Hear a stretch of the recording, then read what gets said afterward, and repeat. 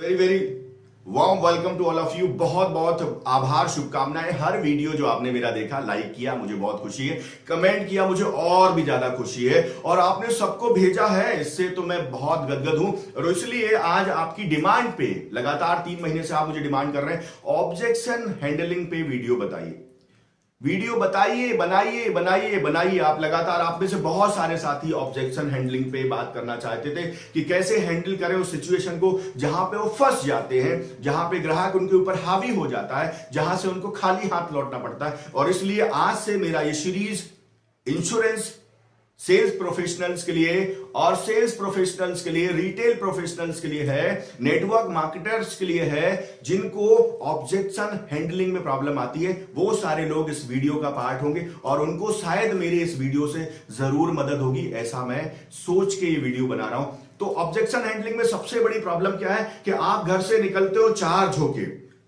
चार झोंके निकलते हो और कस्टमर के पास आते हो, कस्टमर से थोड़ा सा इंटरेक्शन होता है, बातचीत होती है और आप खाली हाथ लौट आते हो, क्योंकि वो एक ऐसा ऑब्जेक्शन डालता है। आपने यहां से तीर चलाया, जल वर्षा बाण आपने चलाया उसके ऊपर खुश करने के लिए, और उसने वहां से अग्नि बाण चला दिया और उस अग्नि बाण का आपके पास कोई जवाब नहीं था। तो आप निराश हो गए और आप हताश हो गए। और मेरा ये वीडियो देख के आप निराश नहीं होंगे, हताश नहीं होंगे, और आप अपनी जिंदगी में उस ऑब्जेक्शन को, जिसको आप फेस करने वाले हैं, उसको डट के सामना करेंगे। That is only one objective of this video. और मुझे इस बात का गर्व है कि आप जैसे जुझारू सेल्स प्रोफेशनल जब ये सोच के जाते हैं कि कुछ भी हो जाए, खाली हाथ नहीं लौटूंगा और पूरी ताकत से, पूरी शिद्दत से, पूरी ईमानदारी से मैं फेस करूंगा अपने कस्टमर को, और उसको इस बात को रियलाइज कराऊंगा कि वाकई में जो ऑब्जेक्शन वो दे रहा है, एक्चुअल में वो ऑब्जेक्शन उसका है ही नहीं। वो प्रॉब्लम का जिसको वो बोल रहा है कि ये मेरी प्रॉब्लम है, एक्चुअल में वो प्रॉब्लम नहीं होती साथियों। 99% केसेस में प्रॉब्लम नहीं होती। क्लाइंट को खुद ही नहीं पता होता कि बोलना क्या है, और वो एक ऐसी बात बोल देता है जिसका जवाब आपके पास होता ही नहीं, और जवाब ना होने की वजह से आप निराश हो जाते हो और घर चले आते हो। और आज से ये सीरीज जो है वीडियोस की, वो आपको मजबूत बनाएगी कैसे ऑब्जेक्शन करें। तो आपका पहला ऑब्जेक्शन सबसे ज्यादा जो फेस करते हैं आप, कि जैसे ही आप क्लाइंट के पास पहुंचते, सब कुछ बताते, क्लाइंट कहता मेरे पास तो पैसा नहीं है, मेरे पास पैसा नहीं है। अब उसके पास पैसा नहीं है तो आपके पास क्या जवाब है? आपने कहा थैंक यू सर, कोई बात नहीं, जब आपके पास पैसा आ जाए तब मैं आ जाऊंगा, मुझे याद कर लेना। और क्लाइंट यही सोच रहा था कि मैं इसको ये बोलूं कि मेरे पास पैसा नहीं है, और महोदय मुझे बोले कि ठीक है भाई साहब, कोई बात नहीं, जब आपके पास पैसा आ जाए तब मुझे याद कर लेना। और क्लाइंट यही सोच के आपको घर से बाहर का दरवाजा दिखा देता और आप मायूस होके निकल आते। और थोड़ी सी खुशी भी है आपके अंदर। खुशी किस बात की? कि उसके पास तो पैसा ही नहीं है, अभी पैसे ही नहीं तो मैं क्या करूं, उसके पास तो पैसा ही नहीं है, मैं क्या करूं, और जब पैसा आएगा तो मुझे जरूर याद करेगा। और वो इस जन्म में कभी पैसा आएगा नहीं, इस जन्म में कभी पैसा आएगा नहीं। वो क्लाइंट के पास कभी पैसा नहीं आएगा। एक भी क्लाइंट, एक सिंगल क्लाइंट आपके किसी भी प्रोफेशन में, सेल्स के, इंश्योरेंस के, नेटवर्क मार्केटिंग के, अब आपका ड्राइव चल रहा है एमडीआरटी का, आप ड्राइव कर रहे हैं डायमंड के लिए, आप ड्राइव कर रहे हैं प्लेटिनम के लिए, और उस क्लाइंट ने कह दिया कि मेरे पास पैसा नहीं है, और आप खुशी खुशी या आधी खुशी के साथ घर लौट आए, क्या हुआ? और वहीं पे सिनेरियो नंबर 2, अब आपको पता है कैसे इस ऑब्जेक्शन को हैंडल करना है। और आप उस क्लाइंट से मिले, उसने कहा मेरे पास पैसा नहीं है, तो आपने उससे कहा कि ठीक है, मैं आपकी इन भावनाओं की कद्र करता हूं कि आपके पास पैसा नहीं है। फिर तो आपके पास घर चलाने का पैसा नहीं होगा, घर के जो रोजमर्रा के खर्चे हो रहे हैं उसके लिए भी आपके पास पैसा नहीं होगा। क्या बोलेगा क्लाइंट? नहीं, वो तो चल रहे हैं। इसका मतलब अगर घर के खर्चे चल रहे हैं, घर के खर्चे आप चला रहे हैं, हर रोज अपने बच्चों के, अपने परिवार के जो खर्चे हैं उनको आप उठा रहे हैं, और अब आप सोचो कि आप पिक्चर से गायब हो गए, ब्रह्मा जी ने आपका टिकट काट दिया और आप इस दुनिया से निकल लिए। तो जब आज आपके पास घर चलाने के खर्चे नहीं हैं, परिवार चलाने के खर्चे नहीं हैं, तो आपके बाद जो इस परिवार का मुखिया है, बीइंग यू, जो इस परिवार को चला रहे हैं, अगर आप इस दुनिया से निकल लिए तो अगले 25 साल तक इस परिवार को कौन चलाएगा बताइए।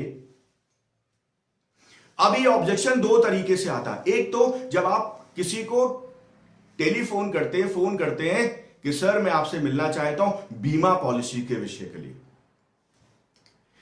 तो क्लाइंट बोलता है अभी मेरे पास पैसा नहीं है और ये कह के फोन काट देता है। तो इस ऑब्जेक्शन को कैसे हैंडल करें? आप उसको फोन करेंगे, सर मैं आपसे मिलना चाहता हूं, मैं एक अभिकर्ता हूं, जीवन बीमा में काम करता हूं और आपसे मिलना चाहता हूं, और क्लाइंट कह रहा है कि मेरे पास पैसा नहीं है। तब आपने यहां से बोला बिल्कुल सही कह रहे हैं सर, अभी तक मैं जितने लोगों को कॉल कर चुका हूं सबके पास कुछ ना कुछ ऐसी वजह है और अमूमन लोगों ने मुझसे यही कहा है कि मेरे पास पैसा नहीं है। इसका मतलब यह है कि आप ये समझ रहे हो कि मैं आपके पास पैसा लेने आ रहा हूं।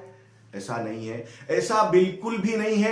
मैं आपके पास पैसा लेने नहीं आ रहा हूं और ना ही किसी प्रकार का खर्चे का लोड आपके ऊपर डालने आ रहा हूं। मैं आपसे इस वजह से मिलना चाहता हूं कि आप इस समय परेशान हैं और आपके पास पैसे नहीं है। कैसे आप ज्यादा पैसे बचा सके, कैसे आप अपने परिवार को और खुशहाल रख सके, उस पैसे को बचा के, इसकी वजह से मैं आपसे मिलना चाहता हूं। और शायद ये वजह उन सारे लोगों को जिनसे मैं बाद में मिला, जिनको यही प्रॉब्लम थी, जिनसे मैं मिला, उनकी सबकी समस्याओं का समाधान मैंने किया। और आज मुझे लगता है कि जब मैं आपसे मिलूंगा शाम को 5:30 बजे या कल सुबह 10:30 बजे, तो आपकी इस समस्या का समाधान भी हम बैठ के जरूर निकालेंगे और आपको खुशी होगी इस बात से कि आपने जो चीजें समझी वो आपकी जिंदगी में वैल्यू एडिशन करने वाली थी। Now what will happen? 90% of sales professional don't get appointment. आपको अपॉइंटमेंट ही नहीं मिलता।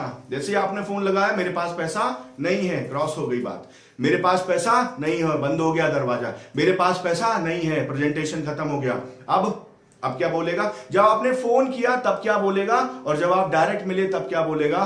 तो आज हमने इस बात को समझा कि हम जब उससे ये बात करते हैं और क्लाइंट हमको बोलता है कि मेरे पास पैसा नहीं, तो आपके पास क्या जवाब है? अब वो क्लाइंट आपको कह रहा है घर पे बैठा हुआ, आप पहुंच चुके, अब फिर से बोल रहा है कि मेरे पास पैसा नहीं, और आपने उसको समझाया, उसको एलैबोरेट किया, उसको दिखाया कि अभी आप इस परिवार के मुखिया के रूप में हैं, सारे परिवार के खर्चे आप चला रहे हैं, और आप इस पिक्चर से बाहर देखो कि इस दुनिया से बाहर चले गए, और ऊपर से आप देख रहे हो कि आपके परिवार का हर सदस्य तकलीफ में है। आपके बच्चे की एजुकेशन का जो लेवल था वो डाउन हो गया, वो अच्छे स्कूल से निकल के गरीब स्कूल में आ गए, और आपके बच्चे गरीबों के कपड़े पहन रहे हैं, और आपके बच्चे गरीबों का खाना खा रहे हैं, और आपके बच्चे ऑटो और साइकिलों से घूम रहे हैं, आपके बच्चे धर धर भटक रहे हैं, आपके वाइफ परेशान हो रही, और आपके बूढ़े माँ बाप जो है उनकी तकलीफें बढ़ गई हैं। उनके पास दवाई के पैसे नहीं हैं, उनके पास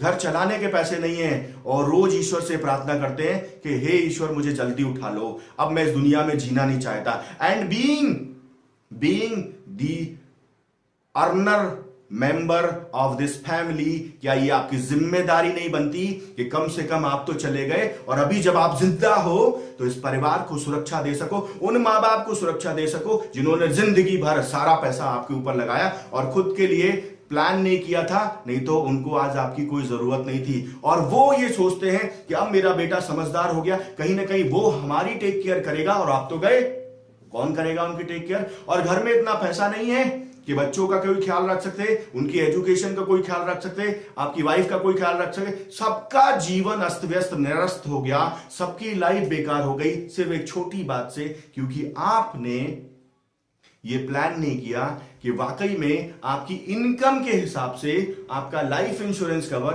कितना होना चाहिए। और इसकी एक वजह से पूरा परिवार त्रस्त हो चुका। और आर्थिक युग में, आज के इस आर्थिक युग में आप मुझे कोई दूसरा सॉल्यूशन बताइए जिसकी वजह से आपके ना रहने पे आपके परिवार के खर्चे 25 साल तक चलते रहे, तो मुझे भी बहुत खुशी होगी और मैं बाकी ग्राहकों को भी ये बात बता सकूंगा कि आपके पास ये फॉर्मूला है जिसकी वजह से, यस डेफिनेटली मैं ये मानता हूं कि इसके बावजूद भी बहुत सारे ऐसे कस्टमर होंगे जिनके दिमाग में कुछ नहीं रहेगा, उनके मन में कुछ नहीं होगा, उनके मन में कोई हलचल नहीं होगी, उनके मन में कोई इमोशंस नहीं होंगे, क्योंकि कहीं ना कहीं उनको ये ब्रह्म ज्ञान लगता है। लेकिन वो लोग जो वाकई अपने परिवार से प्यार करते हैं, जो वाकई आपकी भावनाओं की कदर करेंगे, उनके मन में आपकी इज्जत बढ़ जाएगी। बीइंग अ सेल्स प्रोफेशनल, ये तो मैंने एक बीमा पे एग्जांपल दिया, आपकी इज्जत बढ़ जाएगी। उनको लगेगा ये वाकई मेरे परिवार का शुभ चिंतक है। और सच्चाई भी यही है कि आप उस परिवार में वैल्यू एडिशन करने वाले हैं। इसलिए इस ऑब्जेक्शन को बहुत ही आत्मीयता के साथ हैंडल करें और लोगों को रियलाइज कराएं कि वाकई उनकी जिंदगी में आप कितना वैल्यू एडिशन कर सकते हैं। और उनको जब ये रियलाइज कराएंगे तो आपके इस ऑब्जेक्शन से जो परेशानी आपको आ रही थी वो हमेशा हमेशा के लिए दूर हो जाएगी। साथियों, आपको आज का यही ऑब्जेक्शन सिर्फ यहीं तक रखते हैं। आपने वीडियो देखा, मुझे बहुत खुशी है। आप हर वीडियो को लाइक करते हैं, मुझे बहुत प्रसन्नता है। इस वीडियो को भी लाइक करें, मुझे बहुत अच्छा लगेगा। आप सभी को ढेरों शुभकामनाएं कि आपको कोई ऑब्जेक्शन ना आए, हर ऑब्जेक्शन में आप और मजबूत हो जाओ। मैं ये नहीं कहना चाहता आप कोई ऑब्जेक्शन ना आए, मैं कहना चाहता हूं आपको ज्यादा से ज्यादा ऑब्जेक्शन आए। वो सिर्फ मजाक था।